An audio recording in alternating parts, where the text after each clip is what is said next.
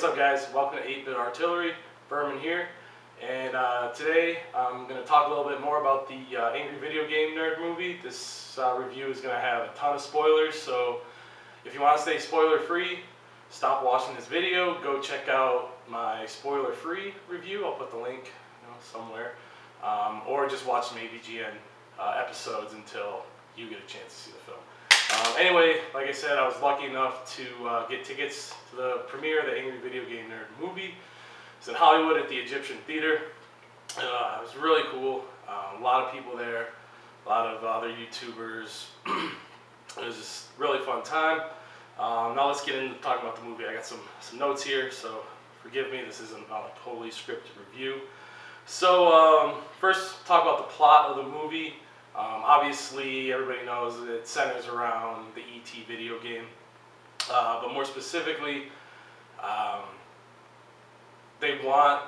company is making E.T. 2, and they're kind of using the whole idea that people like playing shitty video games now because of the Angry Video Game Nerd.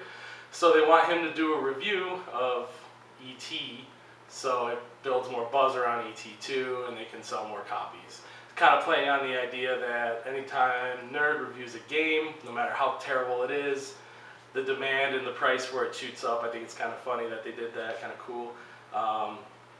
So the movie starts off and they're shooting a scene for an Angry Video Game Nerd episode. And he's got a manager, assistant, I can't think of the actor's name, but it's the kid from the Bernie Mac show. If you've ever seen that show.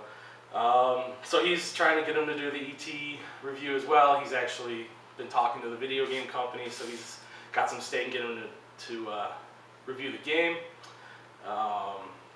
It's funny, we find out where the nerd works. He works at a place called Game Cop. It's like a GameStop. They don't really do too much, making fun of GameStop. I thought they were going to do some old tired jokes about, oh hey, join our this and that, you get 10% off, blah, blah, blah. They didn't do any of those easy, cheesy jokes. It was kind of cool. It was funny, though. For a second, they make us think that we know the nerd's real name. His boss calls him in the back, and he says, everybody's got to wear a name tag. Here's yours, Herb. And he looks at it, you're like, well, his name's Herb? And it's the boss always calls him Herb instead of Nerd. So, no, Herb is not his real name, and no, we don't ever get to find out his real name. So anyway, we find out why the nerd won't review E.T. in a dream, kind of surreal dream scene, and it goes back to his childhood, obviously, and you see that he's a little kid, he's playing the game, he's just freaking out, and then the dream kind of does some foreshadowing about what will happen if he does review E.T. It's like, oh my God, it could bring the end of the world. Hint, hint. So basically, yeah, they go looking for the carts. He's like, okay, we'll do a review, but I want to prove that the carts actually aren't there.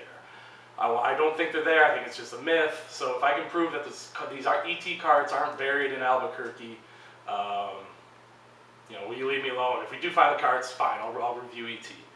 So they go looking for the carts, and obviously they're near Roswell in Area 51, so some inept government military officials think that they're looking for aliens, and obviously it just gets way crazy after that. They basically end up needing to save the world. The plot was cool. They did a cool little spin. Credit to the writers, Kevin and James. They put together a fantastic script. It was funny. It was intense. And it's cool. So we find out that the game isn't really a game, meant to be a game. It's meant to be something else.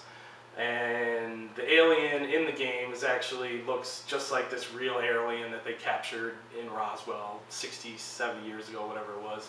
And it's funny, the alien looks exactly like how E.T. looks in the video game. He's green, his head's all misshapen, he can open his mouth like really wide. And what's really cool is we're watching the movie, and afterwards I was like, man, the alien, the voice of the alien sounded so familiar. It had to be somebody. It had to be somebody. So I went home, I looked it up, and it was an actor named Robbie Rist. Robbie Rist was the little cousin Oliver from the Brady Bunch, if anybody goes back that far. but he also voiced Michelangelo in the original Ninja Turtles movie. So that's the voice of the alien, that's the voice you recognize. So immediately, they didn't really give the character too much backstory, but immediately with that voice, that Michelangelo voice, and kind of the toot he had, he kind of reminded me a little bit of Paul from that movie, Paul. But anyway, the movie was fantastic. Kevin Finn and James Rolfe did an amazing job writing, directing. James did an amazing job acting. I recommend it. So the nerd basically has to stop an evil giant monster from destroying not just the world, not just the universe, the multiverse, the superverse, whatever, while avoiding the government and saving his fans.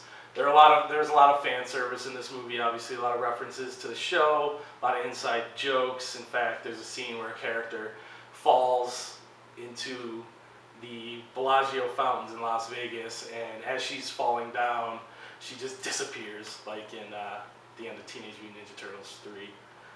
Oh, there are obviously a lot of cameos from YouTube celebrities. Pat the NES Punk and the Black Nerd, you've both seen those in the trailers.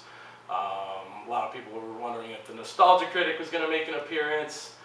He does. Who else? The RetroWare TV guys are there in the beginning. A bunch of other guys. Some guys I recognized, some guys I did not, but a lot of YouTube cameos.